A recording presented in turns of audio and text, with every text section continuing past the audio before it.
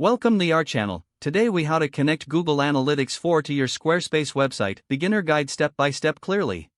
To connect Google Analytics 4 to your Squarespace website, first, sign into your Google Analytics account. If you don't have an account, create one at the Google Analytics homepage. Once logged in, click on the admin gear icon at the bottom left of the screen. In the admin panel, under the property column, click on Create Property. Fill in the property name and select your reporting time zone. Choose the currency you want your reports to appear in, then click Next.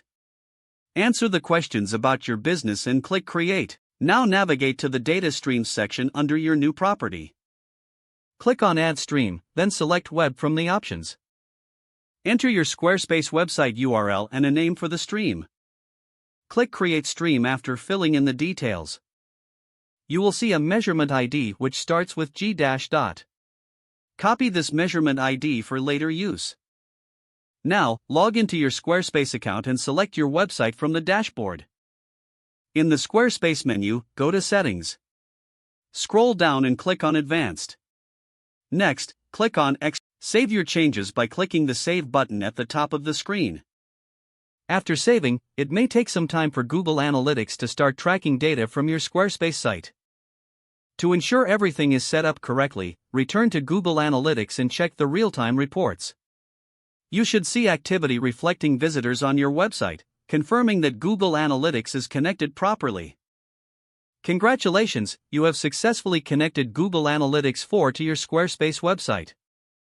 If the page does not load, refresh the browser or try again in a private or incognito window. Make sure you are using the correct email address, then retype it carefully to avoid small typos. If your password is not accepted, use the reset option and create a new strong password you can remember. Check your spam folder for verification or security emails, then complete any requested confirmation. Enable two-factor authentication if available to improve account security and reduce unauthorized access risk. After signing in, review your profile details so your contact information and settings are accurate and current. If you see an error message, note it down and try again after restarting your device and internet connection. Log out when you finish, especially on shared devices, to keep your account and payment information secure. If the page does not load, refresh the browser or try again in a private or incognito window.